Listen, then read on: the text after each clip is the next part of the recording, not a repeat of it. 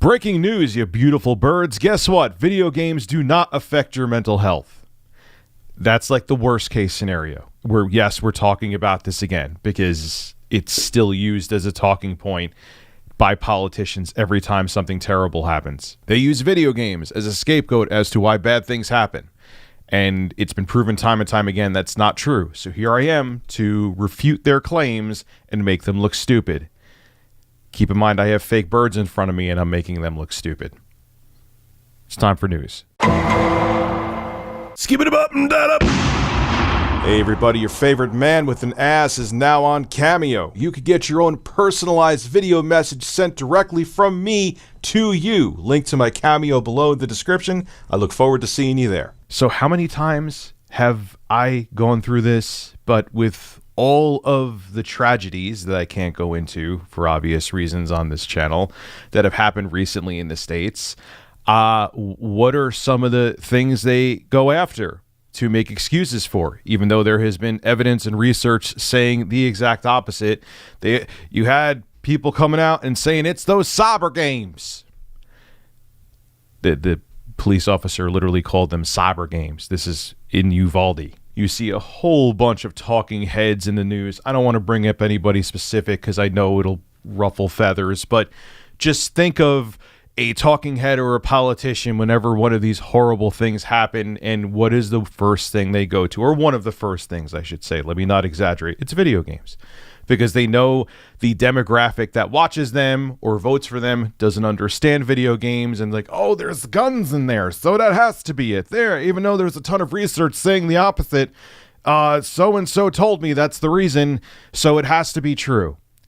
God, I wish I was that naive. Life would be a lot simpler if I was that stupid. Now, this study comes from Oxford University, and now they're saying that video games don't affect your mental health or mental well-being at all, which kind of contradicts a 2020 study where they said that it actually improves your mental well-being.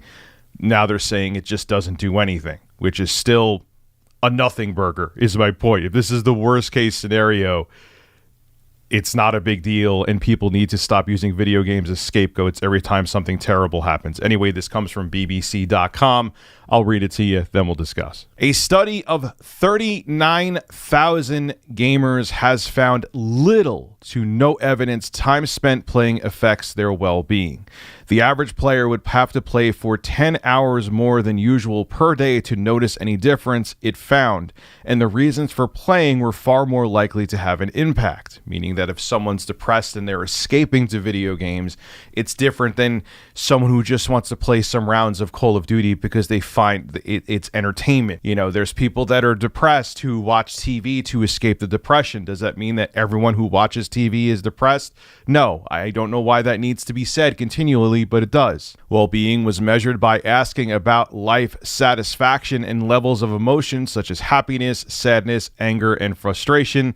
These results contradict a 2020 study. That 2020 study said, for example, that if you played Animal Crossing for a while, it would actually improve your mood. Now they're saying it won't do that, but playing video games won't affect your mood at all. It won't put you in a negative headspace is now what they're saying, doing more research. Now, companies like Sony, Microsoft, and Nintendo provided 6 weeks of data with the player's permission for the following games: Animal Crossing New Horizons, Apex Legends, EVE Online, Forza Horizon 4, Gran Turismo Sport, and The Crew 2. And just to show you how extensive this study was, only one person dropped out of the study for the entire time it was being done. So it's not like, oh yeah, we had 39,000 people, but by the time it was done, we had 200. No, most of the people stuck around, so they had plenty of data to come to this result from. I will continue to talk about this for as long as video games are used as an excuse by politicians and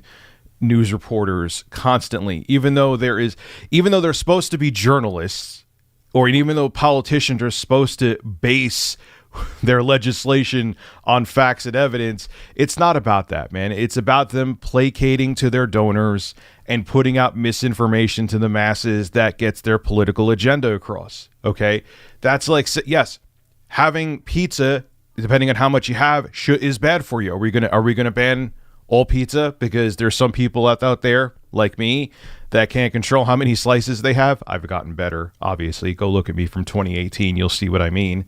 Go watch some videos from back then. I was much larger. But no, that would be insane. Some people could have a couple drinks a few times a month, and that's it.